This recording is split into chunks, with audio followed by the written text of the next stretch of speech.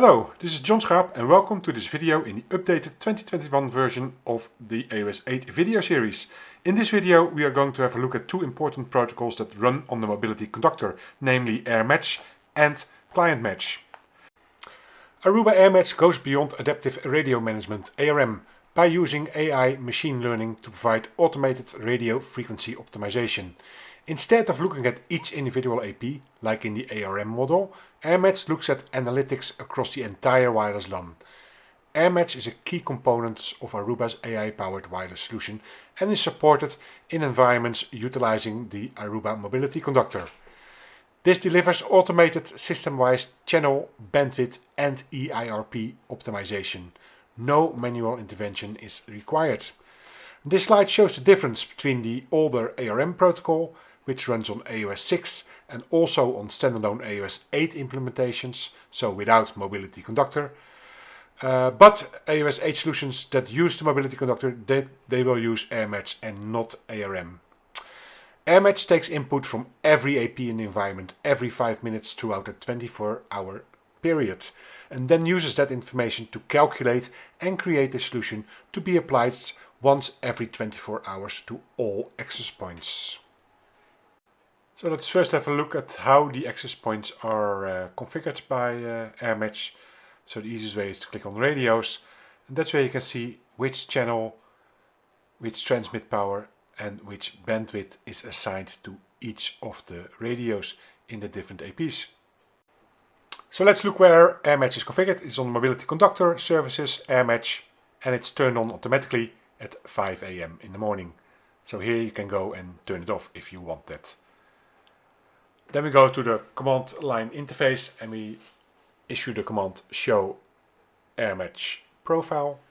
It shows you the same thing here, enabled 5 AM in the morning, and also the quality threshold, which I will show you a little bit later how you can change that.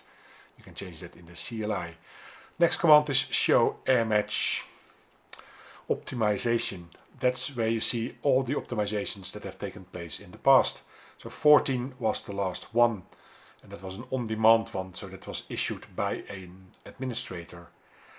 If you do show AirMatch optimization with a sequence number, you see what that optimization was doing. So which channel bandwidth and which EIRP value have been used in that optimization session. So if you do this for number 14, you see the last one that is currently active on the access points. Then we go to the next command, and that is show AirMatch solution list all. Same thing here, it shows you the solution that is currently active on the access point. Show AirMatch debug NBR, that's neighbor report, AP name, and then the name of the AP. And it shows you the neighbors of this AP535. The first two says is friend. That means that we know these access points, and the other ones on the list are all unknown access points. So these are just interfering access points that interfere with my spectrum. Next one is show AirMatch event, all events, all APs, and that shows you if there have been any events. In this case there's 2 times a radar detected, and that means that the AP has to change channel, because a radar detection means that you have to change channel right away. So this does not wait for the 24 hours for AirMatch to kick in, it will happen automatically straight away. Show AirMatch debug history, AP name, and then the name of the AP again. Shows you what has happened on this AP. So if a channel has changed, if the bandwidth has changed, and if the EIRP has changed, and also what the source of the change is. So if it's static configuration, a max EIRP change, or if the AirMatch solver made that change for you. So it shows you exactly what has happened on that AP. If you go to the mobility controller itself, that's where you can do show AP debug, AirMatch report, and then the AP name again. And it shows you if the AP is reporting up to the AirMatch protocol running on the Mobility Conductor. It shows you how many reporting radios there are, how many neighbors, how many visibility, and how many events have happened on this access point. So if you don't see information about an access point on in AirMatch, then look at the AP itself on the controller if it's reporting back. Next is we go back to the Mobility Conductor and we do configure terminal, and then we do AirMatch profile. And in the AirMatch profile you find the deployment hour again, that was 5 AM in the morning, but here you also find all the quality thresholds.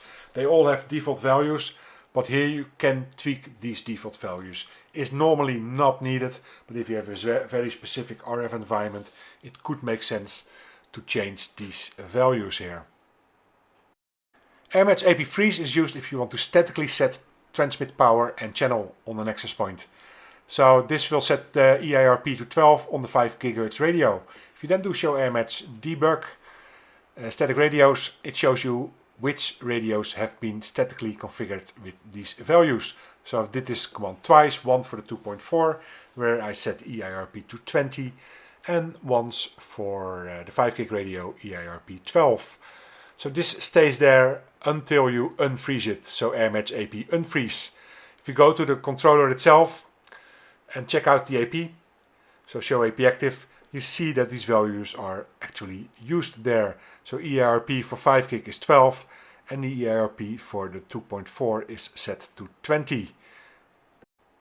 In the web user interface you go to System Profiles, RF Management, and that's where you will find all the RF management profiles for all the different radios. And if you then expand, for example, the 2.4, you see that there's 5 profiles configured. There can only be 1 profile active at a time. And in the profile, you see that you can configure the max channel, the min channel bandwidth, min EIRP and max EIRP. And another way of looking at this is go to AP groups, go to your group where your APs are in, and you will find a radio tab there. And you can see for the 3 radios, you can modify here the min and max EIRP. Just by sliding it from the left to the right. And you can say which channels it can use and which it cannot use. So just deselect them or select them, the ones that you want to use. And the same goes for the 5 GHz radio and the 6 GHz radio. That's the new Wi-Fi 6E radio on the new AP600 series. You can also go to profiles, and that's where you find the profiles back. So here you find the 2.4 gig radio profiles. There were 5 profiles configured, and you can see that list of 5 here. But here is where you select which one to use. Now keep in mind that AirMatch only runs by default once every 24 hours, so at 5 AM in the morning. So you have to do this command AirMatch runnow full if you change something in the previous screens and you want to see the direct result without waiting for that.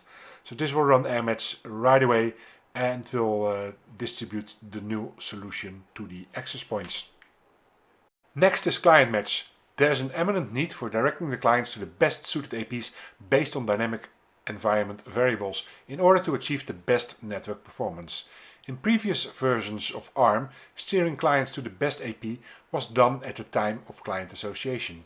If any RF environment variable changes, for example when the SNR or signal level for a client falls below a certain level, the access points will not be able to make an intelligent decision of moving those clients to a better AP.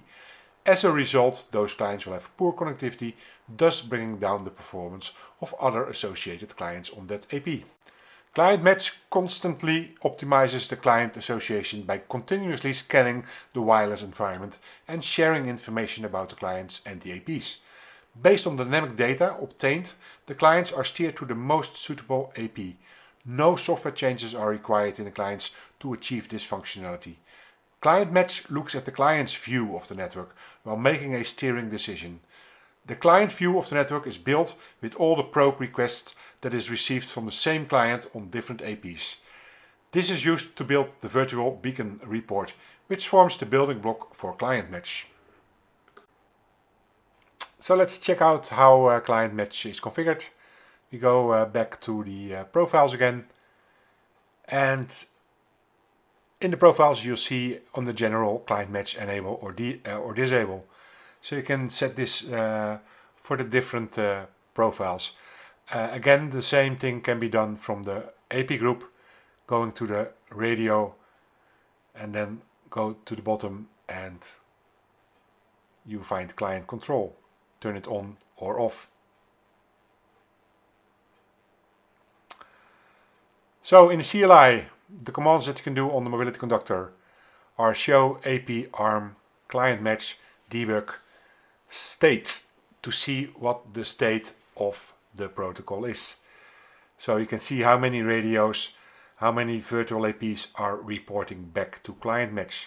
Show AP ARM ClientMatch summary shows you the summary of what has been done in the past. So I have one steering event on this particular client. This was a steering event where a 802.11 AX client was steered from a AC to AX. So AX performs better, so you want your AX clients on AX access points, and that's what this was doing. Show AP ARM client match history shows you the history, so the same thing here. The client is steered from an AC access point to an AX access point. Show AP ARM client match unsupported shows you if there are clients identified that do not like to be steered from one frequency band to another frequency band or from one AP to another, and they show up in the unsupported list, so they will not be steered away.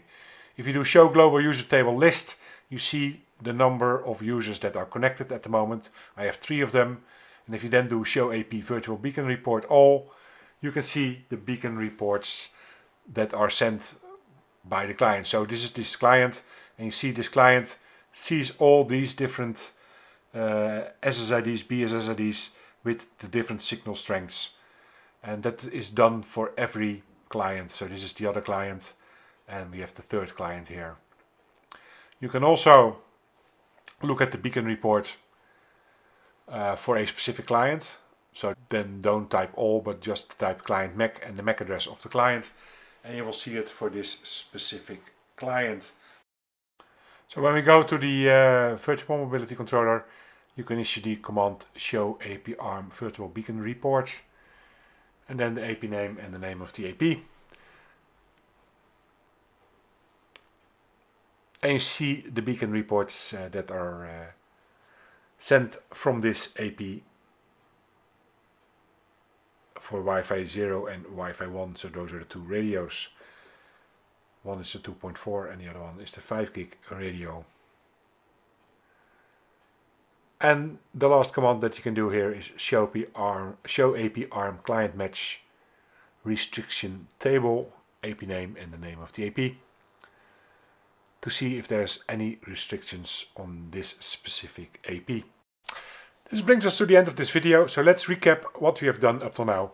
We looked at AirMatch and how that process runs on the Mobility Conductor, and it is responsible for configuring all radios in the whole network with the best channel, transmit power and channel bandwidth settings. Then we looked at ClientMatch, which takes care of all the Wi-Fi clients connected to the best possible APs by using band steering, spectrum load balancing, handoff assist and 802.11 AX steering. Please like, subscribe and let me know in the comments what you think. Bye for now.